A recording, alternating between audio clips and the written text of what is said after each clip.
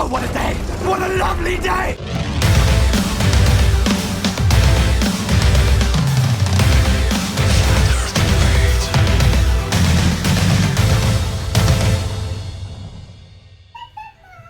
Welcome to Flat Earth Debate. I'm your host, Nathan Oakley, and if you are new to this channel, or you've not done so already, be sure to subscribe and hit the bell notification icon to keep up to date with the Flat Earth Debate.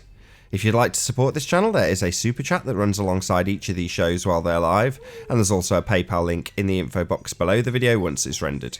But most importantly, if you would like to join the discussion, simply mute the page you are currently watching, then click the link in the info box below this video to join the panel and express your views on the shape of the Earth.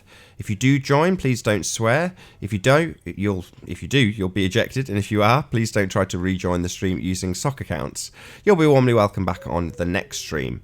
Please also share the show. Sharing the show obviously increases the live audience, but this in turn increases the chances of a more diverse panel. So please share the show.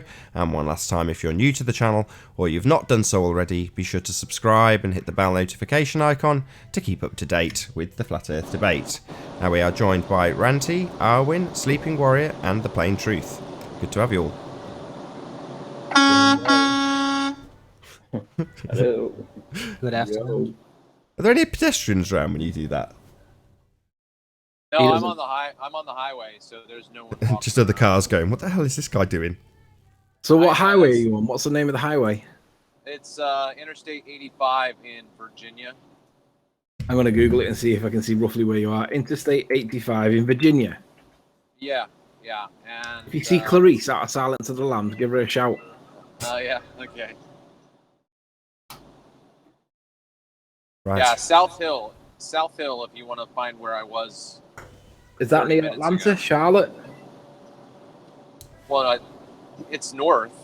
Virginia is below Maryland and above North Carolina and next to Tennessee. Cool. I see the motorway anyway, or the highway. So if you go down, if you follow 85 till it's about 20 miles before it gets to North Carolina, that's where I was. It's called South Hill. Ah, near Durham. Well, Durham's in North Carolina. I see roughly the area. Anyway, Yeah, we've got some more pressing matters at the moment. Let's talk about housekeeping, Nath. Indeed. Any signs of curvature, gentlemen? None. Any signs I of see the signs.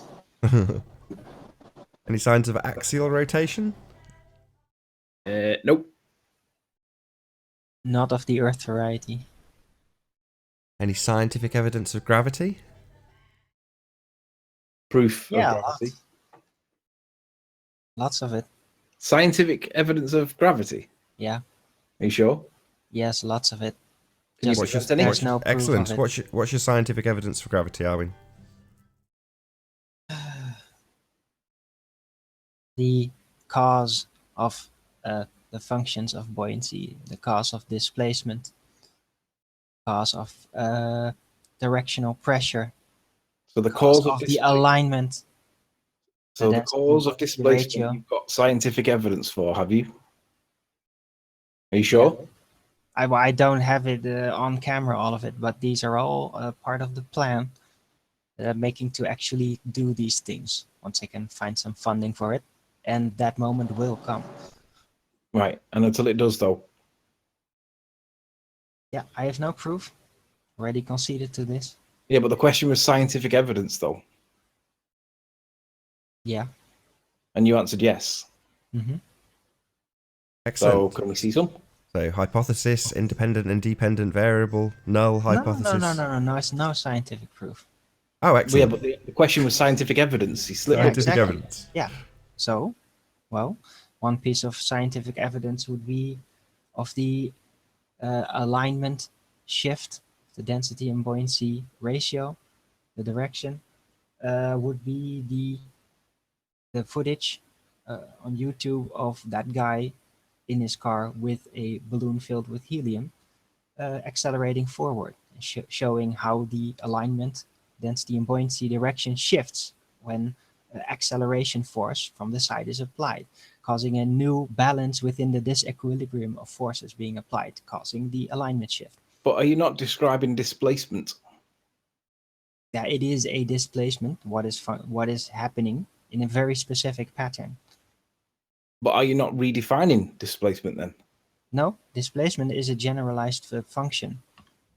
There's And all kinds of displacement. How's In that this different? case, it is a displacement of the alignment of the density buoyancy. Right, So but how's things that will different? find a new equilibrium, a new level within their density, the new layers of density. It seems that you're redefining displacement as a density buoyancy ratio. No, it can just be described as displacement, the generalized version of it. Why not? I say it can be. Oh, it can. It is, My bad. isn't it? It is though, isn't it? We describe displacement as the imbalance of the density buoyancy ratio, correct? No. I've got to be honest, guys. At this stage, I'm happy to draw a line under it because we've moved way away from gravity, and now we're talking about. Well, this is all part of it. Well, it's not really. You're making stuff up though, Arvin. No, I'm not. Okay, my question you was are specific. Characterizing. Hold on. I'm My building question was really foundation specific. for what is happening. Scientific evidence of gravity, and you've described a set of tests that have to do with displacement. So at this point, I'm happy to say that you don't have any scientific evidence of No, gravity. that is. No, I'd it's agree. a very specific kind of displacement. And we already have a name for it. It's called displacement. Yeah, but that's a generalized term. It's not just this. No, it's not generalized. It's very specific, as you would say. No, displacement is just movement. That is what displacement is. So Can how is that be all different? kinds No. of movement. This movement is a rearranging of the alignment. It's very specific. It's not No, you just said it was one general a single minute ago. motion. Now you're saying it's very specific, but you're confusing me. We already have something called displacement, and I don't think we need to have a new term. But displacement means all kinds of things. No, it doesn't. It's very Yes, specific. it does. Literally. No, it You doesn't. displace Very it. specific. Something goes to another place. When you can't redefine terms to try and redefine gravity. It's not the redefining terms. That's the meaning of the damn word. Yeah, but we already have this density buoyancy ratio realignment, and it's called displacement. Realignment? Oh, describe that to me. The density buoyancy. Hang on. Come on, sit down. You shut up. We already have this density buoyancy realignment position that you're describing, and it's known really? as displacement. Yeah, describe it to me. It's where an object will change its position based on being in a state of disequilibrium. It's the action of moving something from one place to another. Right, that's very unspecific. Yeah, but that is what displacement is, and it's describing. That's unspecific. It doesn't describe the exact position, the locations, the alignment, how it is moving. It's just movement. But that is dealing with specifically the density buoyancy rearrangement. Well, does that very unspecific tie into that then? Well, you tell me how it's different, because it seems to be exactly the same as what you're describing. No, the generalized stationary density and buoyancy alignment is only in one direction. Things displace, your terminology displace, only in a specific alignment. It doesn't just travel horizontally. It only travels vertically. Let me ask you, Arwin. You know that, like, Einstein has his theory of relativity, and Newton has his numerous different theories on, like, gravity or mechanics or whatever. Are you trying to create your own segment of physics? Hold on, that's an unfair question. The buoyancy equation has got newtons as part of it and has got downward acceleration force as part of it. If you look at the standard rhetoric, Anthony, did you realise that? But why? How is it any different to what you're describing with the density buoyancy ratio realignment? No, I don't think my point's come across. We're asking for scientific evidence of gravity. Now, the fact that an equation includes the assertion of gravity doesn't give you scientific validity to gravity. And my question was, is there any scientific evidence of gravity? And the answer has to be no. None that can conform to the scientific method. So Excellent. We can move on. Thank the Lord. Yeah. Oh, Jesus wept. Okay, thank God. Next time, just ask proof. No, scientific evidence. That's the standard. Because, like Rumpus has done in the chat, post the formula for buoyancy. Oh, right, why? Because it includes the description that has gravity in it? Well, okay. Let's see your scientific evidence for that.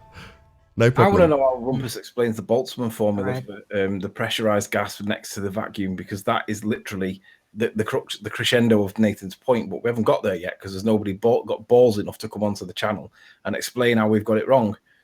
So explain Boltzmann if you're going to come on, Rumpus. Let's hear the explanation by you of what's going on. Sorry, Nathan, carry on. No worries. Any evidence of pressure without a container? Gas specific. Yeah, lots of it. No. Yeah, Wolfie did a video last night, which he responded gloriously to, trying to explain how we don't need a container. But he didn't tell everybody that the definition of gas pressure includes the container. And I wonder why he told everybody that we don't need one, because that's either contradicting the scientific position or he's rewriting science. Now, anybody that tries to rewrite science has got to be crazy or very intelligent. And I don't credit Wolfie with either.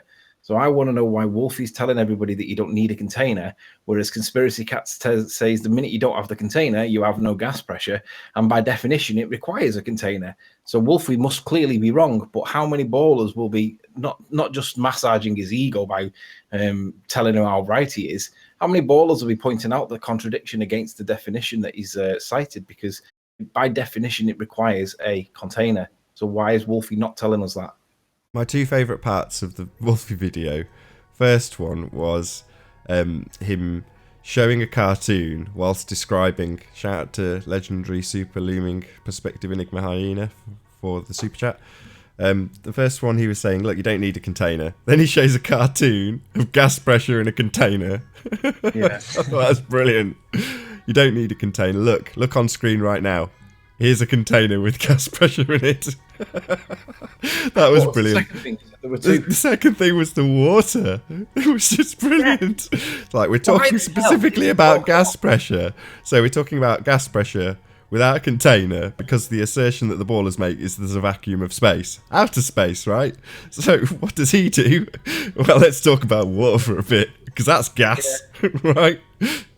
I mean, they do describe the atmosphere as like a fluid in one sense, but technically it's still a gas. It requires, I mean, but he spent the next 10 minutes of his video basically waving his willy around his head like a lasso about how he's a pilot, which is all great and wonderful. But the reality is when he got that oxygen mask and he pressed the button to test it, where did that gas that came through the oxygen mask come from? And the answer, of course, is it came from a container. So how do you have the gas pressure without a container, Wolfie? Well, I just pressed the button here. I don't know how it works. Of course not. You ignore that principle. By definition, gas pressure must be contained. So why did you not tell people that? And why does nobody else on the baller side point that out to him? It's part of the definition. So, any evidence of a self-perpetuating molten iron core at the centre of a presupposed spherical Earth? No. No. Any more for any more? Is that just a load of no's? And maybe a bunch of lava somewhere, but You say lava? yeah.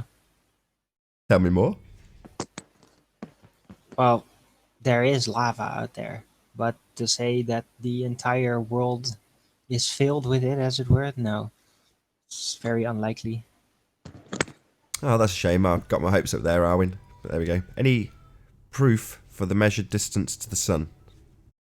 Absolutely no proof whatsoever. What measured distance? There's no evidence whatsoever of anything being measured in the sky. I've been asking No Simon Dan for ages to address it, and he said he would do, and he's released 2 videos since, and so far he's not responded to it.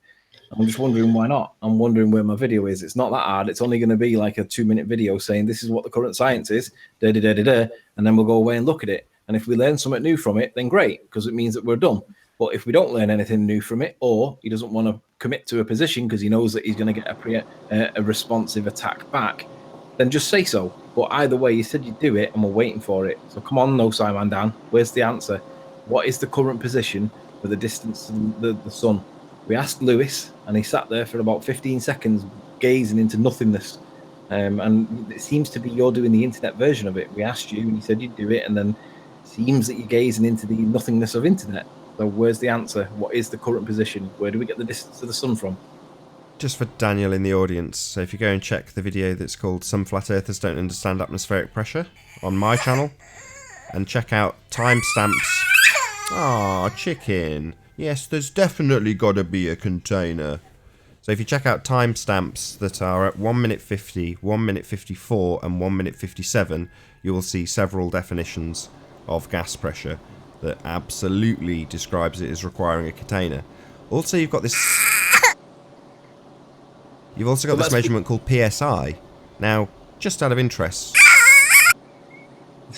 what exactly do you think the per square inch is of? Sorry about the screaming. My kid will be asleep soon. So let me get this straight, Nathan. You Per put square inch of lung capacity of You Eleanor. put 3 definitions of gas pressure into the video, and they've either not watched it or they've ignored it. But all 3 of them state pressure. Maybe you needed to put 10 definitions. I mean, pretty much all the definitions of gas pressure all say the word container.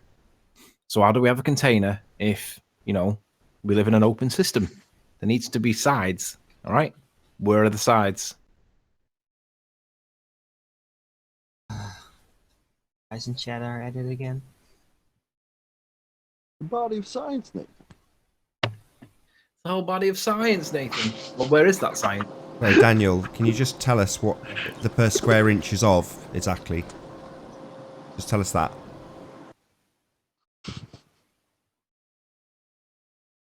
A surface. A hard surface. Sorry, I'll ask you one more time, Daniel. Just tell us what. Just tell us what the per square inch. Tell us what the per square inch is of, please, Daniel. Thanks. Does anybody get the feeling that Eleanor knows exactly what Nathan's doing and she's trying to stop him from doing it no matter what? No, she's demonstrating it. Yeah, he's just repeated it. She's PSI putting pressure is on pressure her per square lungs. inch. So square inch of what, Daniel? Try to open your ears. Of what? Square inch of what? Is it a vacuum? Per square inch of the vacuum it's pressing on, right?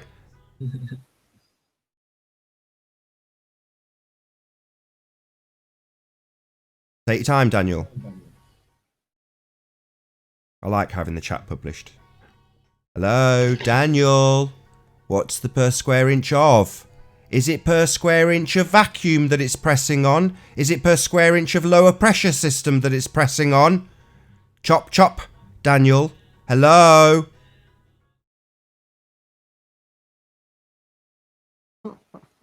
What exactly are you talking about right now? Let me break it down for you, Daniel. I'm talking about the measurement per square inch of what? My question's really specific. The vacuum of outer space has pressure. That's not my question. What is the PSI value? A square inch of what? What is it pressing on?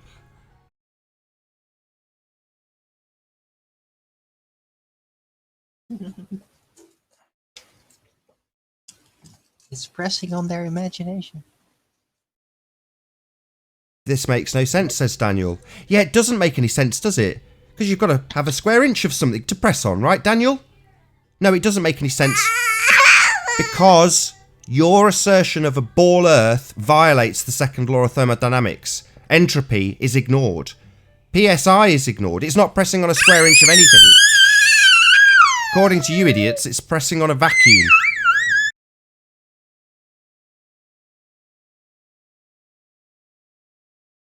See, when my dogs do what Eleanor's doing right now, which I get all the time while I'm on the show, it's weird. There's a correlation between the way that the dogs act when I'm on the show with Nathan and the way Eleanor acts with Nathan when he's on the show. But my dogs start pawing at me and saying, pet me, pet me, pet me. Eleanor's doing the same thing effectively. Let's ask the rumpus. PSI doesn't need to be pressing on anything. So what's the per square inch of rumpus? Square inch of what, rumpus? What's the per square inch referring to exactly? I'm a bit confused. Is it per square inch of vacuum? Is it per square inch of lower pressure system? What's the PSI mean, rumpus? According to you, it doesn't need to be pressing on anything. So what's the square inch measurement then? What's the square inch measurement for, rumpus? That makes no sense. George Netanyahu asks Ian Matteson, what evidence do you have for Mullin leaving Flat Earth? Well, the fact that he hasn't commented on or made any videos for the last, 18 months, 2 years, that in itself is the evidence. George, you kind of know this because you were the one that pushed him away from Flat Earth. He'll be coming back, don't worry. Just not yet. And when he does, you'll be the one that's in the target. And everybody will know firsthand that you were to do with it. But until he does, just know that he's not here. being not here proves that he is not in FE. And it's all because of you. Shout out to legendary super looming perspective Enigma Hyena again for the super chat. Much obliged. You want to see something cool, Nath? Well, it depends on how cool it is, because I'm waiting for Daniel to respond. That would be cool. What's impressing on Daniel? But go on, Ranty. Well, I went down to Blackpool today to measure the height of the actual pier above sea level. So I got that data, but whilst I was there, I saw the Douglas complex that's 15 miles or so outside of Wales. And I thought I'd show you a video of it. You're up. Is this with the new camera? No. I wish it was. That's due any day, isn't it? Due any day, yeah. Right, listen, this is when I was in Wales, and I actually filmed the Douglas complex from whilst I was actually in Wales. You can see that it's got this flame that comes out of it. And I kept seeing this smoke every time I went down to Cleveders in the distance, and I never knew what it was coming from. When I went to Wales and I saw this, and I saw the plumes of smoke it was bellowing out, I realised this is what I was actually seeing. So I'll just play the video slightly. You can see the flames on it, etc. And there's the start of the wind turbine. So that was from Wales, and that's the actual wind. That's the Douglas complex. I'll show you the video from today that I caught. Where are we? This one. So look at that. Can you see that? That's the Douglas complex. That's the flames coming out of the top of it.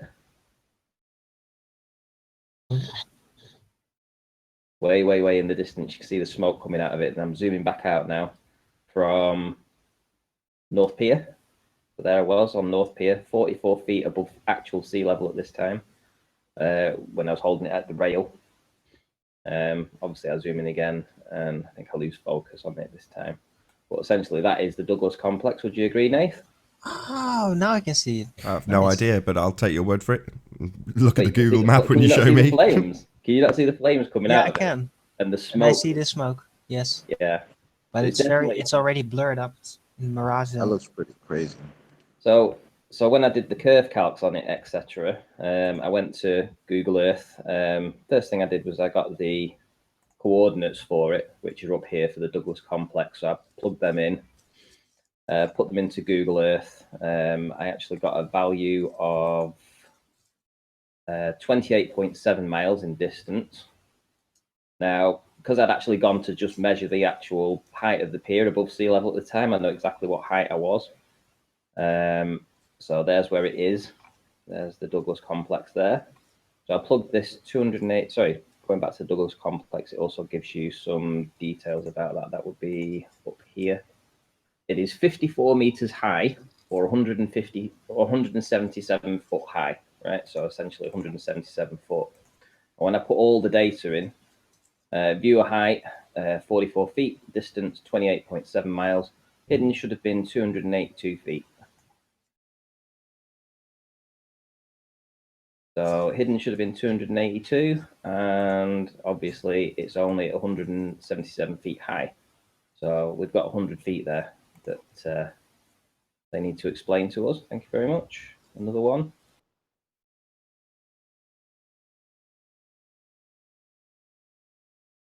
You guys still there? Yeah, we're all on mute listening to you, Ranty. Right, Yeah. there you go. So obviously what we've got going on here, we've got this this band of air that is actually stopping us see the bottom of it. You can see that these are fake waves and the sky is being reflected down onto the surface, but fortunately it's high enough that you can actually see the flames coming out of the top of it. But it's a very, very good example of showing you where this this band of blockage is, this 0.5 degree or so or less. When you get to that sort of angle, this is the sort of atmospheric conditions that you bump into, because clearly that isn't sky that's underneath there isn't real sky beneath the flame. It's obviously a reflection of the sky over the water. It's causing the blockage you can see in this complex. So I can only see the flame just right above the water line, it looks like. So I guess my question is, What we're not seeing is 170 feet of the structure itself, so that you would have to somehow figure that into. Well, what you can see that this is underneath it. It doesn't go straight down to the ocean, right? Yeah. It goes down Okay. to the. Yeah. There's a. It goes Yeah. down to the sky.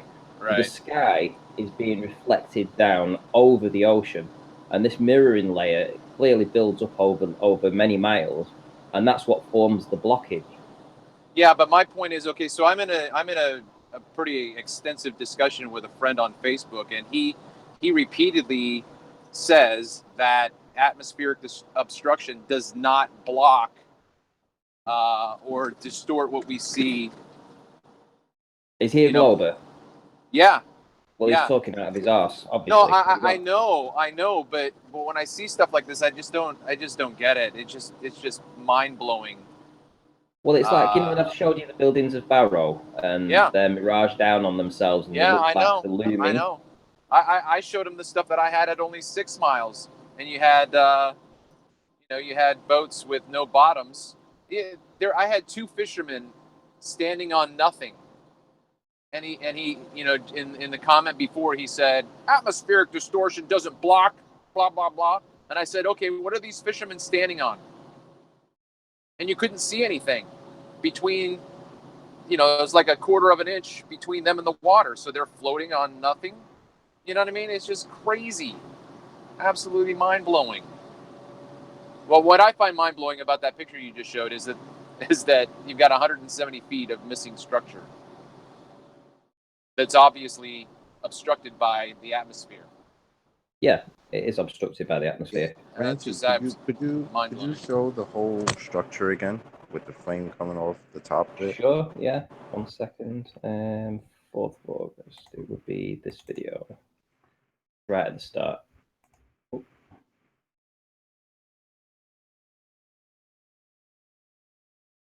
Wow, you could really only see the flame coming over the. That's crazy. And how far away was it? Where were you away from it? 28.7 miles. So where my cursor is now essentially would be where the curve calc should be. Right. The rest of it's hidden by the atmosphere. As simple as that. It's the watered mirror layer that builds up over and the narrow angle, the narrow viewing angle. So when you get down to like 0.5 degrees or under, you're going to see this effect that it starts to block things out from the bottom up.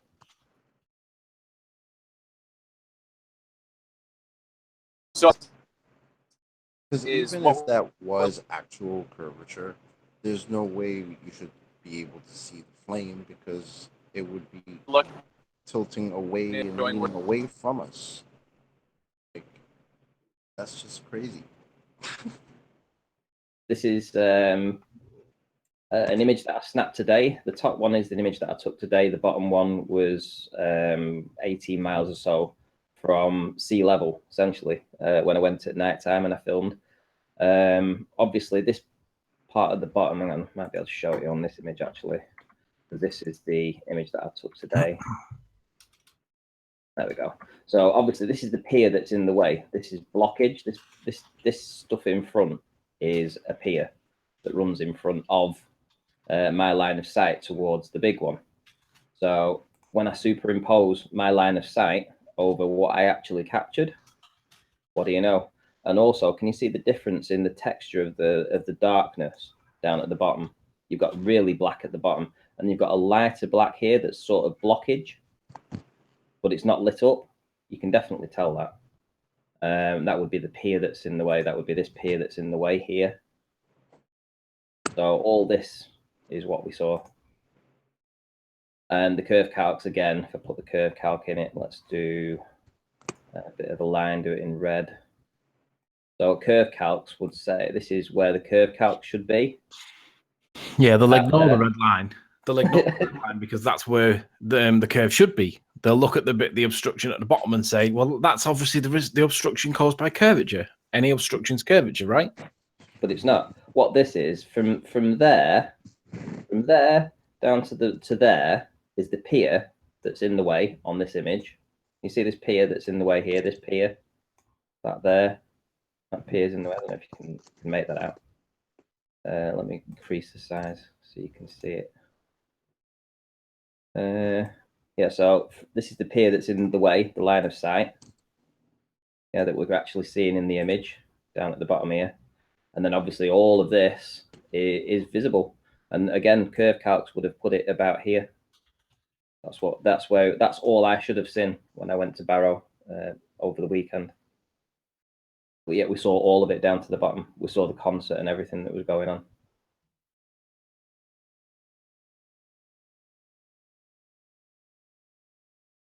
Very cool. Well, I want to give a real quick shout out Nice and to. sharp. I want to give a quick shout out to Marilyn Wisby and her crew. I met them in Ocean City, New Jersey on Sunday, and we had a fantastic time campaigning on the 11th Street Pavilion. Just amazing. Great crowd that came by, hecklers all, and everybody from teenagers to the old. We had just a vast array. I was talking with a professor at a community college near me, and he and I discussed everything in our housekeeping. It was just great. He stayed for like an hour and just kept asking questions. So it was very, very enthralling.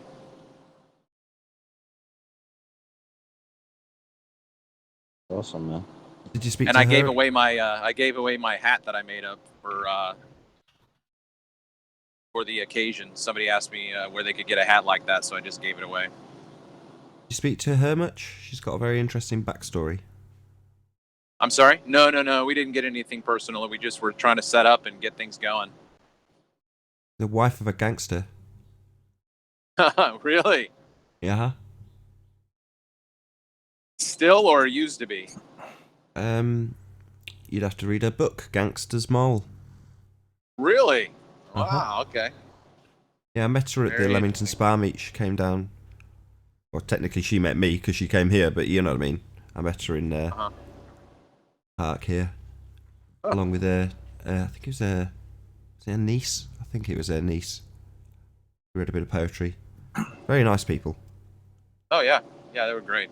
Nathan, can we go back to the gas pressure point that Daniel was arguing for? Yes, before? we can. Yes, we can. Yes, indeed. So I'm just going to share my screen. Hold on a second. Just before you do, Anthony, just give me a second, just so I can get some bits and bobs shared. Bear with me. You guys see that? See what? Yes. So PSI definition. Yeah. Oh yeah, hang on. Got it? So it's this particular bit that I want you to concentrate on. Per square inch of area. Yeah? Now, earlier in the chat, Rumpus specifically said when I asked, what's it pressing on? He said, space! You moron. So, if we have a look at area, why is it so fuzzy? Can you guys actually read that or not? Yeah, it is readable, but it is fuzzy. I think it's a bandwidth thing. Fair enough. Don't blow up your PC, Nate. So it says No, the yeah, extent settings. it says the Just, extent up or to measurement. image Oh, quality. you go ahead, Darwin. My bad. I didn't realise this was your point. I'll just take it off screen and just wait for you to do with your stuff. Go ahead, Darwin. Sorry. I was just saying it's a. Just have to up the resolution and you can see it.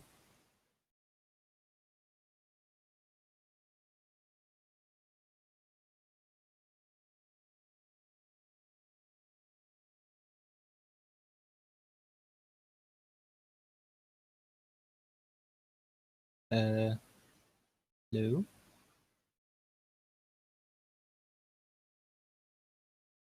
Nathan, are you Still there?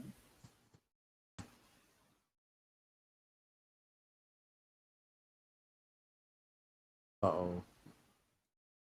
Well, that's me completely giving up Harwin. Okay.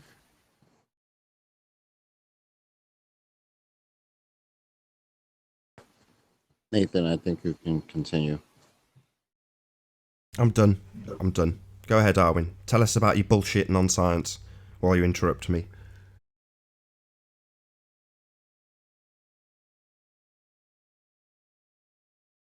I don't know why you're being like this. Because you can't keep your fucking mouth shut.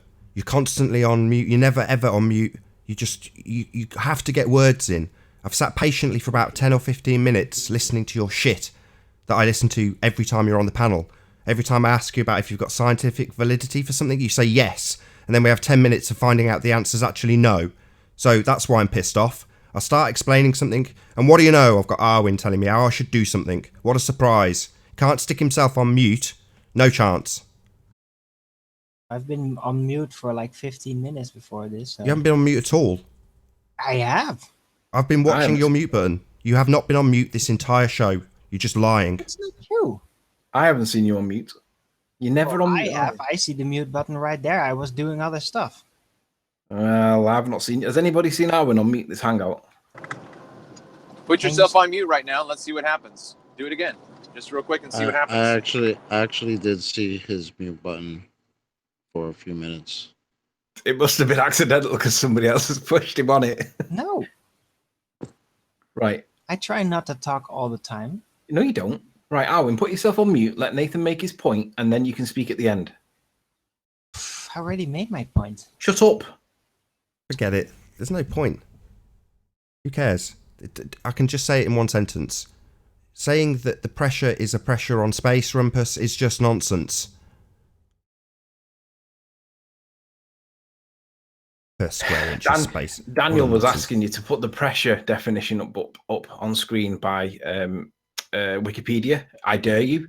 But I pointed out that that's not the actual the correct definition that you should be citing, because we're specifically asking about gas pressure, and we're not asking about pressure in its more general term. We're asking about the more narrow, better defined, rounded, explained version that everybody understands.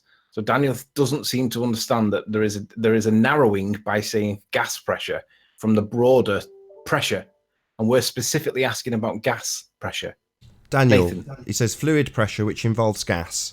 Sorry, Daniel. Fluids are not gases. You seem to have a bit of the wolfies about you, my friend. You don't seem to understand that a liquid is not a gas. There's no bonds in a gas. Liquids are bonded together. Idiot.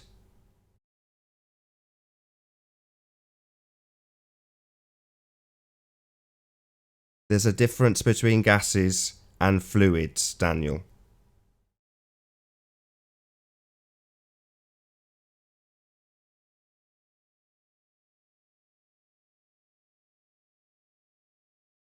Why don't you jump on the show, Daniel? The link's in the info box. No, he just keeps on going and going. Never shut up. Sounds familiar? I've just burst out laughing that he said that. Right, let's get the definition of gas pressure on screen. Nathan, just present my screen for me a sec. This is the bit that Daniel doesn't get. I nearly choked. Yeah. Right. So let me know when we're on, Nath. Yeah, you're on. So Daniel, we're not talking about pressure in its more general sense. We're talking about specifically gas pressure, not fluid pressure, not pressure in its general sense, gas pressure, because we're in the atmosphere, right? We breathe this air. So ultimately, the issue that you need to be asking is, what's the definition? And this is the bit that Wolfie did not address. He did not say the definition by science of pressure, gas pressure specifically, is, quote, the pressure of a gas is the force that it exerts on the wall of its container. That's the bit that needs to be in Wolfie's video, and he'd left that bit out. That's like lying. That's lying by omission. That's not the current scientific position, and he didn't put that in. And what that does is it makes people like you think that there is something right with what he's saying, but what he's actually saying is that he's missing out the important bit. Gas pressure requires a container. Otherwise, as Conspiracy Cat correctly states, without the balloon, there is no pressure. And I regurgitated that numerous times specifically to make the point. Without the balloon, there is no pressure. Well, imagine that we have the vacuum of space the way we're told it. And imagine that there is a ball in the middle that we're going to call Earth.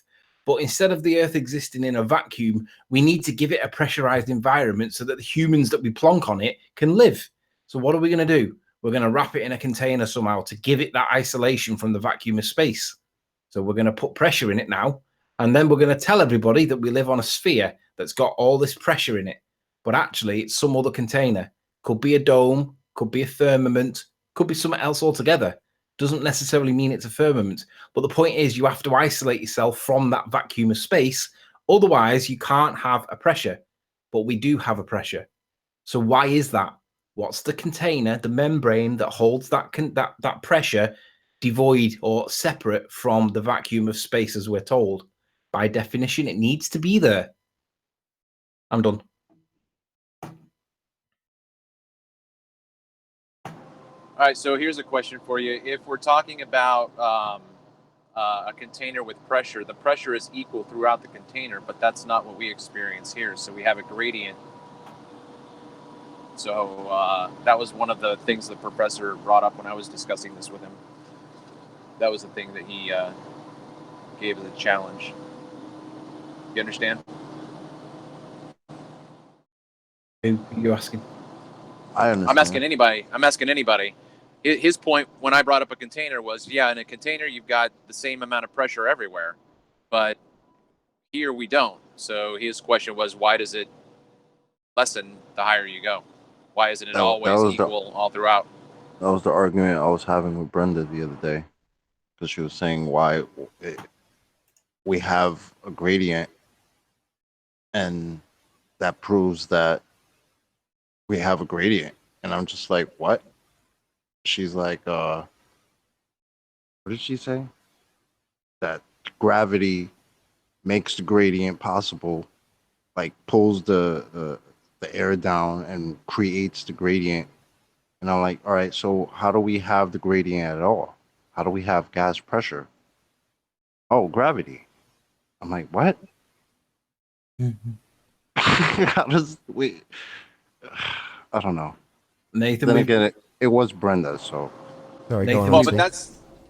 I mean, just think about that for a second. If you were to breathe in, your breath, so you're breathing in, you're drawing air in. That's the concept that gravity is doing at all times. Its force is always drawing in the atmosphere in layers.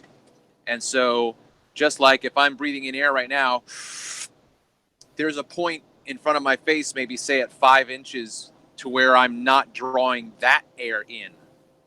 right. But I am drawing the air in at 4 7/8 of an inch. But at the 5 inch mark, my inhalation is not strong enough to pull in the full 5 inches or whatever, or 10 inches or 12 inches. So it's all conceptual in terms of their explanation for it. It's a concept of an explanation for what they think is reality with a vacuum and an atmospheric pressure. But again, as we've talked about, show it. Show it. Yeah, it's like gravity knows exactly what pressure it has to, or what force it has to apply on the different air just to create the gradient. It's like, what? That makes no sense. Just Oh, like the the other same thing, way gravity does whatever it wants, man. I mean, It's a weak yeah, force. the other So thing that we went makes no around and sense. around,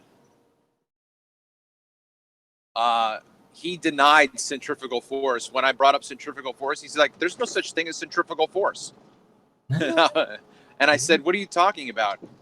And so we went around and around. no, It no was such like, thing as centrifugal force on Earth no, or in reality. yeah, it was he wanted to apply centripetal force to the illustration of a sling. I was talking about swinging a rock with a sling, and Uh, so his whole explanation was that whole demonstration was a demonstration of centripetal force, not centrifugal force, because the rock wants to come in towards me, which is centripetal. It was really mind blowing. I had to slow down and just. It was very mind blowing. Is it yeah. really such a big difference? Nathan, we still have a problem in chat with people thinking that pressure, more generally speaking, is what satisfies the lack of a need for a container. I couldn't care And less. The retards in the chat can keep their own retardation. If you want to believe that liquids are gases like Wolfie, then you are A, a retard, and B, I don't care.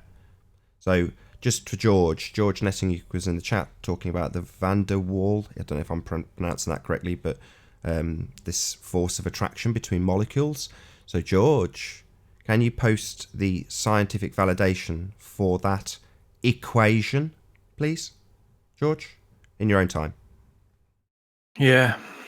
And there's also a big misunderstanding about the scientific method. It's got so bad that we have academic protagonists by the name of Geostrieber, the Rumpus. Who else was in that hangout? Geostrieber, the Rumpus, and a couple of others that were on a hangout, literally trying to obfuscate the scientific method to Brandon Toy, who literally bum smacked them all. And Rumpus was basically, he realized that he was about to destroy their argument. So Rumpus basically did a tactical foul and Geostrieber kicked him. But Rumpus knew exactly what was going on and he took one for the team. Geostrieber had no idea what was going on and kicked him, for which I gave him credit for kicking him. But actually what he was doing was he was taking one for the team and Geo didn't realize he was cornered and about to get destroyed. So shout out to Brandon Toy for bum smacking Geostrieber, even though the point was obfuscated by Rumpus, who took one for the team with a tactical foul. But we know what you guys are doing. You are obfuscating the scientific method to try and make it sound like you guys keep the monopoly. And actually, it's really straightforward and simple. You have an independent variable that causes an effect called the dependent variable, and all you've got to do is manipulate it to prove that fact. And guess what? You can't prove any of the things on your model that you guys need to be able to prove. Manipulate to prove this, that we live in a sphere. You can't manipulate the curve. You can't manipulate gravity. You can't manipulate anything. You guys are all retards. You're trying to control the monopoly on the scientific method, and guess what? Geo's going to get bum smacked tonight. Yeah, I was just about to ask all they got is mathematics, and Brandon called them on it. It was like he said it. You know, you guys got your mathematics, but when that translates to reality, it doesn't work. You have no real scientific experiments to prove anything. All you have is mathematics. So, Nathan, you're doing a show tonight, I believe. Indeed. As is Anthony and as is John. Are you going to give us a little hint about what it's all about? Yeah, we're going to tear Geostrieber and Soundly new assholes.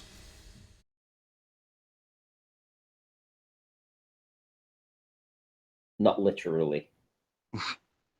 Metaphorically speaking, of course. Just making sure. I noticed you got a thumbnail. Is that Geostrieber, do you think? Certainly seems to be. He published it himself back in 2013. Really? That's really him? That's what he looks like? Ugly, isn't he? See, when I posted something like that on the video, I've had nothing but, I think I've had 10 comments on it, people calling me out over that. They don't seem to like me making a passing comment. What about how ugly he is? Well, I actually posted, damn, I don't think I've ever pooped uglier. Sheesh. Right? And I've had like 12 comments actually now, 12, saying, what's that got to do with the flat earth debate? So, well, what, am I not just allowed to comment?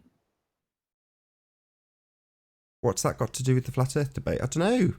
Geostrieber used to be part of a Discord server called Children of the Flat Earth, and it was shut down for various reasons.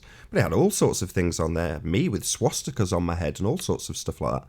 And Geostrieber was a part of that, seemed to be very endorsing of it. So I don't see the problem. He likes a good meme. Right, Geo? We're still struggling with Daniel. Daniel still wants the definition of pressure generally to apply.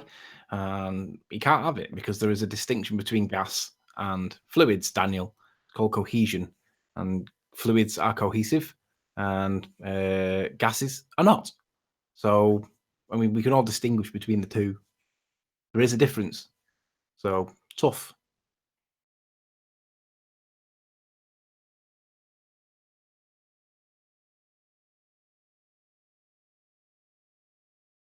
Here's just strolling. You know, if you want to come on the panel, come on the panel and tell us how solids, fluids, and gases are all identical because you found somebody that likes to bundle them together in a colloquial terming. So what?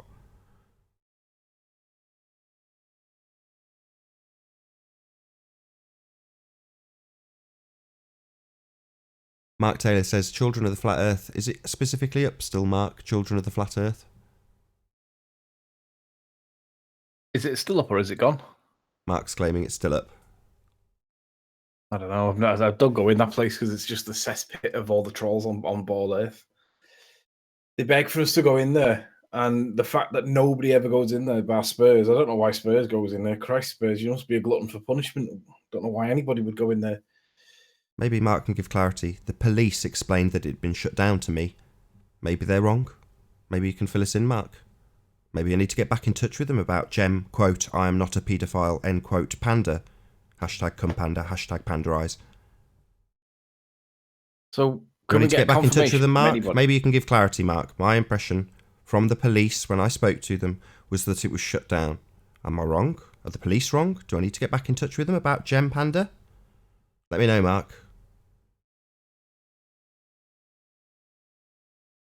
It was never down. Well, I'll have to check on that.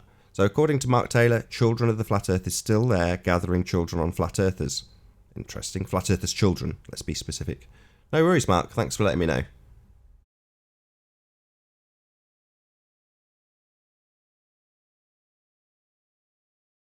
Decimast says, Nathan, where's your proof of the edge boundary and firmament? I don't think he's ever claimed that there was an edge boundary or firmament. Why would you be saying those words when they're not being cited by Nathan? The fact is we have a gas pressure, and by definition, it requires a container to have. Conspiracy Cats, the teacher that he is, has told everybody without the balloon, there is no pressure. So without the container, there is no pressure. So that's the proof that there must be about an edge boundary or firmament. But don't be asking questions like that when you're using them words, because he hasn't used them words. All we're saying is by science, it means that the definition of gas pressure requires a container. Where is it? Is Peanuts not aware that Gem Panda's very much... People know who Gem Panda is. Jeremy Wartnaby, his name is. Find him on Facebook.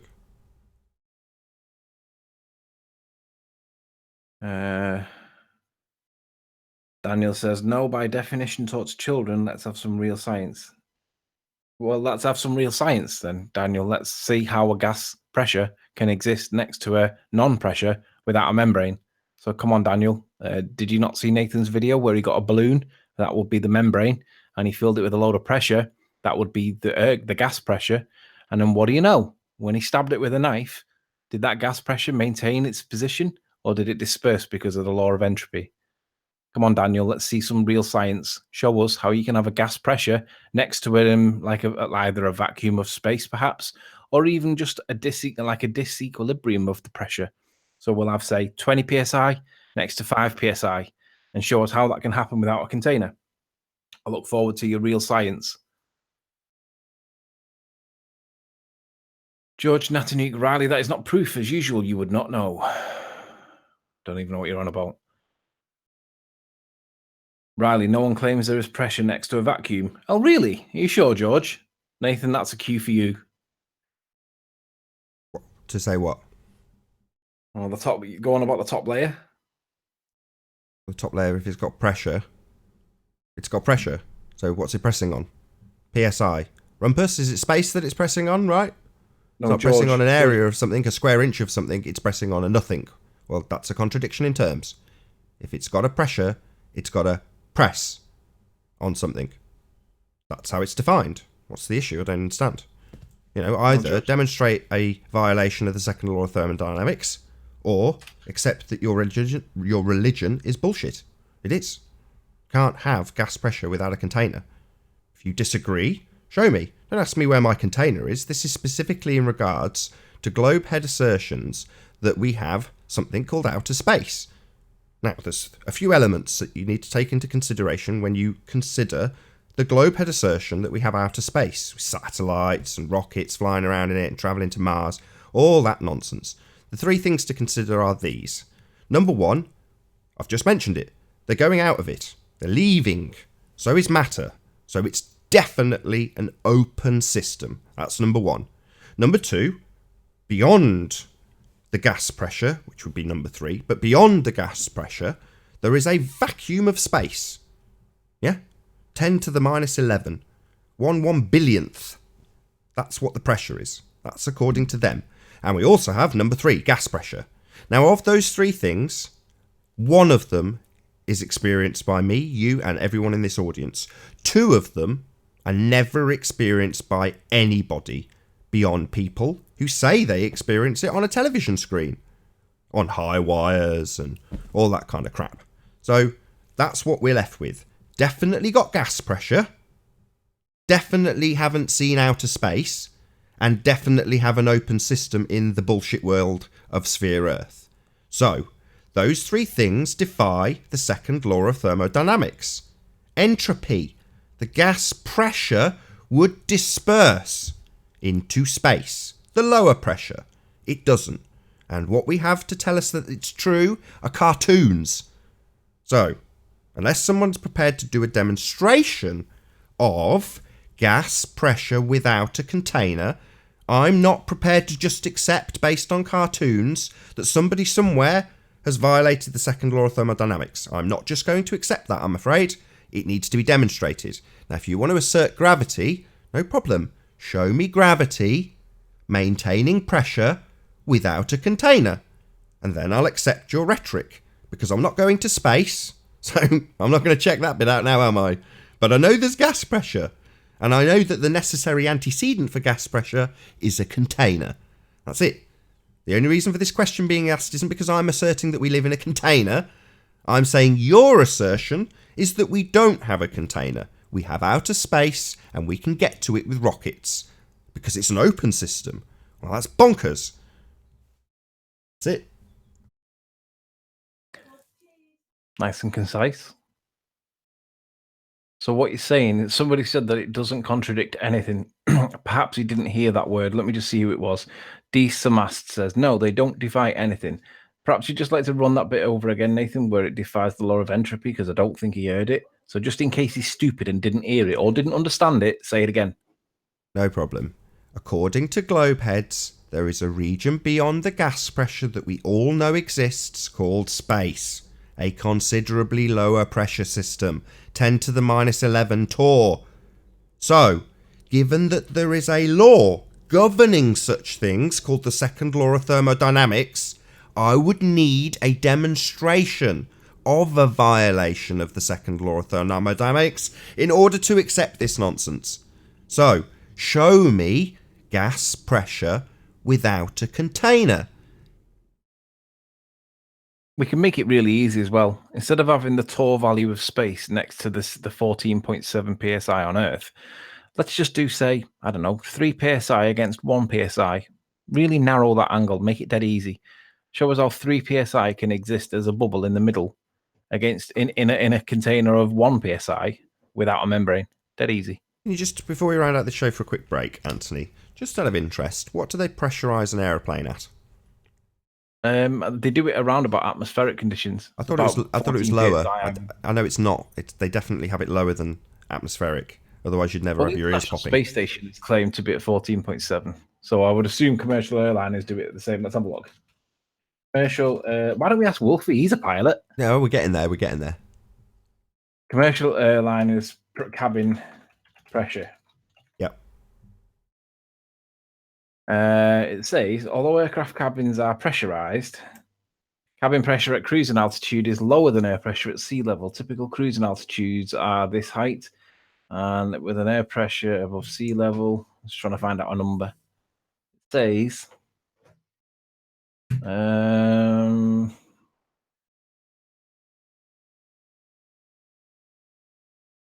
it seems to vary across the airlines. Hang on. Just give me any number. It's just roughly 10. 10. And what's the PSI of the region that they're travelling in? Virtually nothing. Virtually nothing. Give it me Well, again. they're all when they're at cruise altitude. The blood, the air is so thin up there that you would only last for. I don't need to know any of this nonsense. I just need to know a number.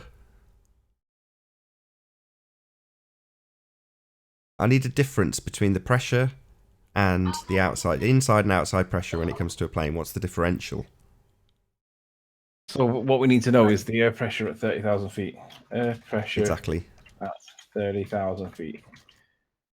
The air pressure at 30,000 feet is roughly...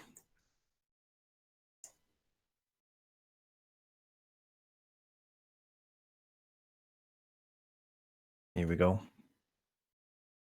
So elevation above sea level, 30,000 feet will be there. Oh, it's 70 kilopascals. That's a different scale, isn't it? Hang on, let's see if I can find it on a different scale. Altitude above sea level, feet, 30. So meters, inches, PSI, there we go, 13.2 PSI, PSI-A, whatever that is. I'm looking. How many pascals? Did you say 60? It was kilopascals Yeah, how many kilopascals? at 30,000. Well, actually, this is in meters, isn't it? So it's going to be 10,000. Just tell me how many meters. kilopascals it was. You gave me the number a second ago. 85 to 90. So it's 12. That's what, according to this, that's what it's saying, yeah. Okay, so what's the difference? 2 psi? Well, that's what it says, but that doesn't seem enough, does it? Well, I don't know. I'm just trying to get a handle on what the pressure differential is between an aircraft and the outside air pressure. So 30,000 feet is about 10,000 meters. 10,000 meters gives you about 85 to 90 kilopascals. And if 85 to 90 kilopascals as PSI, 85 kilopascal kPa into PSI, 12.3. I thought that would be a lot less, to be honest. But so it drops down from 14 PSI down to 12. So it's 2 PSI of difference, apparently.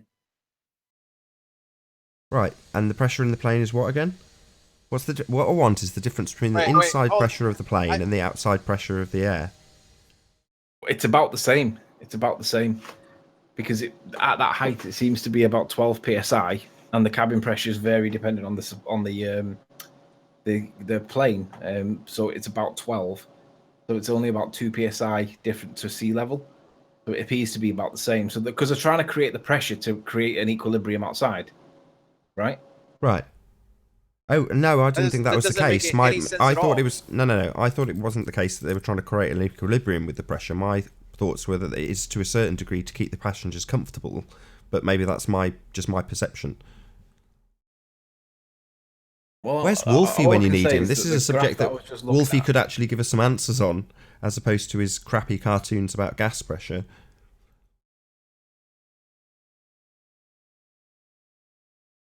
I'll show you what I'm looking at, and you can tell me whether I'm getting this wrong. So, I thought this would be a quick exercise before we rounded out, but anyway. Where is it? There we go. Altitude above. All right, according to this, let's make this a bit bigger. Altitude above sea level and air pressure.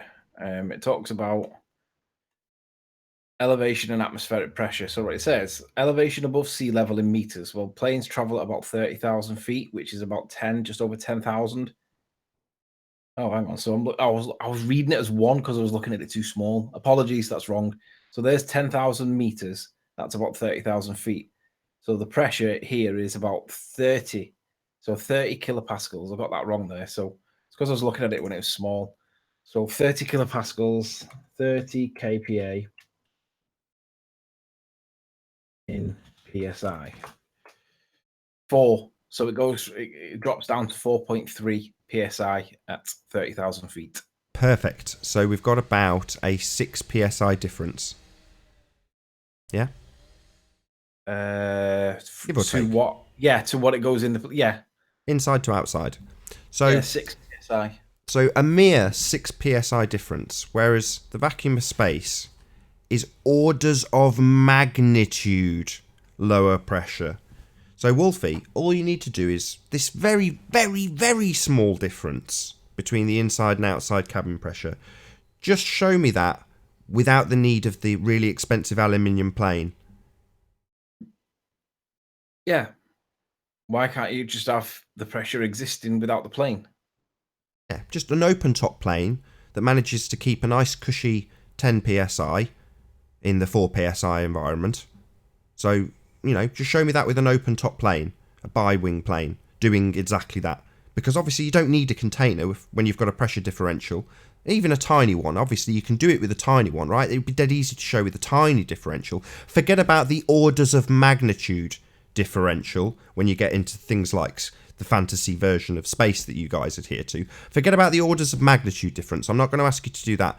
But just show me an open top plane with gas pressure being maintained. There's only a small differential, so it should be dead easy, right? Nathan, he spent the last half of his video talking about what happens if there's a depressurization event, and the plane will re-level itself, and it'll immediately, an emergency style, drop its elevation to get it to the point where it no longer needs to have the pressure. In other words, it'll drop out the sky like a stone, then re-level itself. And I'm sure he said it was around about 12,000 feet. Might be wrong, don't quote me on it. But the point was that he was making a point that if there was a depressurization event, let's just say, for example, a smashed window, entropy would take all that air inside the plane out. And the plane, to combat that, would drop its elevation immediately as a protocol of emergency and level itself back out again. I think he said about 12,000 feet, so where the pressure is a lot better. So why do you need to do that if you need the container? If we don't need a container, according to Wolfie, then why does that mechanism exist on the plane? Yeah, open top plane should be able to achieve it no problem. Don't need a container, right? What's the point? Yeah, I don't see the necessity for any sort of container. According to these guys, entropy doesn't exist. And with that, I'm going to say first and foremost a huge, massive, enormous thank you to all of the debating panel for making this debate possible. And of course, a massive thank you to all of the live audience for tuning in and hopefully sharing this debate. If you hated the show, then you know exactly what to do. But if you like the show, maybe consider sharing it with a friend or subscribing if you've not done so already. I've been Nathan Oakley, and I'll see you all in the next video. Oh, what a day! What a lovely day!